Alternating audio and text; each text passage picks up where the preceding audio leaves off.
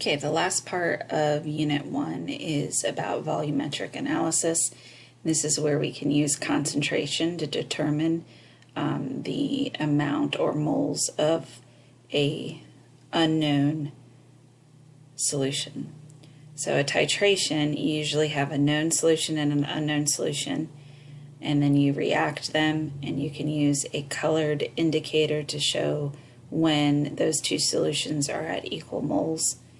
And then from the volume, you can find the concentration. So for example, if we were to take sodium hydrogen carbonate and react it with sulfuric acid, we have a reaction. We know the mole relationship between those two based on the coefficients, 2 to 1. And then we can figure out the moles of NaHCO3 because they gave us the volume and the concentration. So to find the moles, remember concentration is equals to mole over volume. So concentration times volume is equal to moles. We would need that to be in the correct unit. So centimeters cubed needs to be converted to decimeters cubed. And so we would move that decimal 3 places to the left. And so the concentration times the volume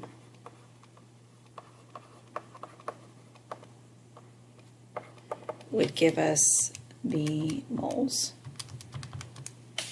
And so we have 0.0025 moles of NaHCO3. So using the concentration and the volume of one substance, you can get the moles of that substance. Then we can use the mole ratio and the balanced equation. So 2 moles, because of the coefficient, to 1 mole would tell us that we have 0.00125 moles of H2SO4. And since we have a volume of H2SO4, we can then divide it. Just remember it needs to be in decimeters cubed, so we're going to go ahead and convert that.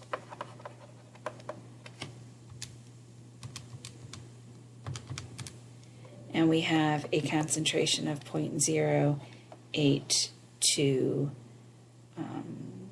let's see here, 3 significant figures, sorry, 2 moles per decimeter cubed.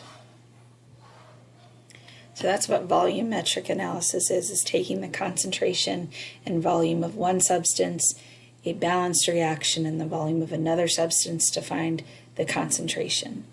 And again, it's based on a titration, which we would be able to find when the moles of those two substances are fully reacted based on this indicator. All right, so let's look at another example. We have hydrochloric acid, so HCl, is being completely reacted with sodium carbonate, so Na2CO3, sorry. So we would switch our partners. We would get NaCl and then H2CO3. Now, H2CO3 actually does not exist. Instead, what happens is that will further decompose into water and carbon dioxide. So anytime you get a product of H2CO3, you really should erase it and write H2O plus CO2. And then we need to balance it. So we have 2 sodiums and only 1 sodium, so we'd put a 2 there. That gives us 2 chlorines, so we would need a 2 here. 2 hydrogens, 2 hydrogens. There's 1 carbon and 1 carbon. 3 oxygens, 1 and 2 make 3, so it's balanced. So what is the volume in centimeters cubed? And then it gave us the concentration of acid, and it gave us a mass of sodium carbonate. So we're going to take our sodium carbonate, and we are going to convert that to moles. So finding the molar mass off the periodic table, we have 105.99 grams of sodium carbonate is 1 mole of sodium carbonate.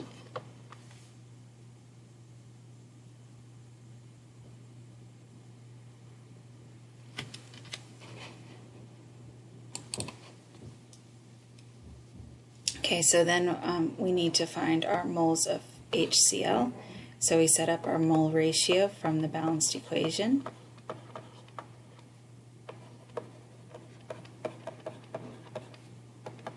So when we multiply and divide across, the grams of sodium bicarbonate will cancel. And then the moles of sodium carbonate would cancel. So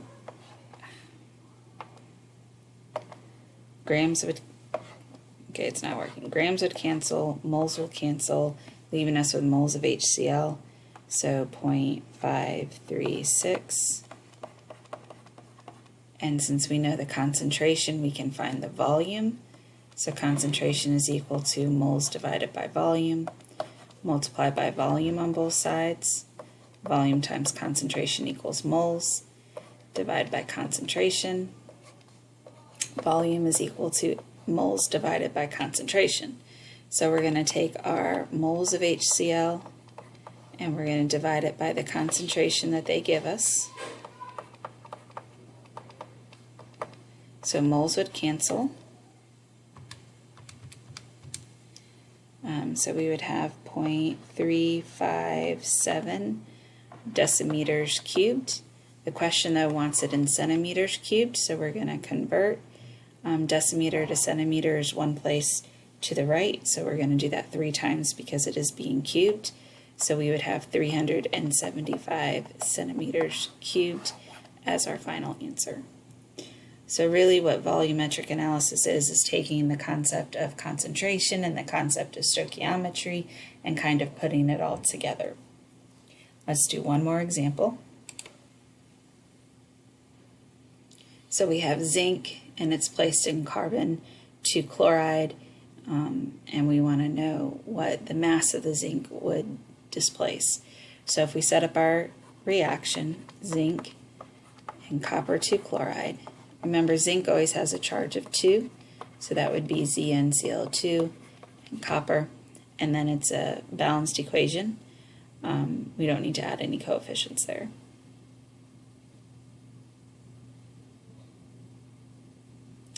So what we have is a volume and a concentration of the copper 2 chloride.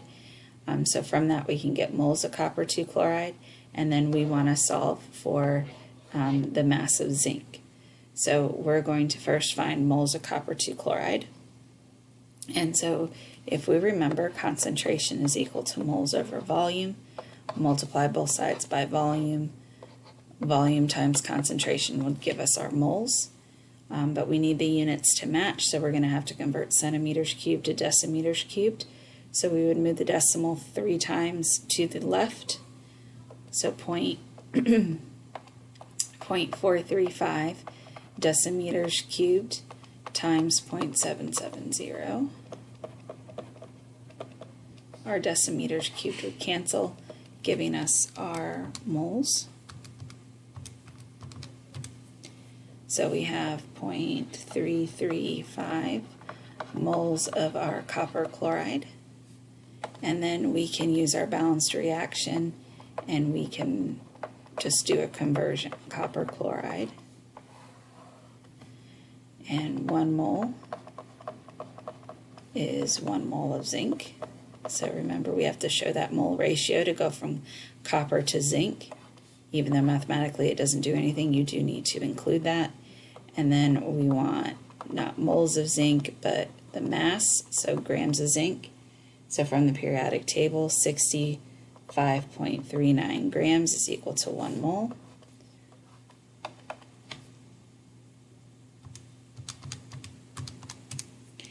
And so we would have a mass of 21.9 grams of zinc.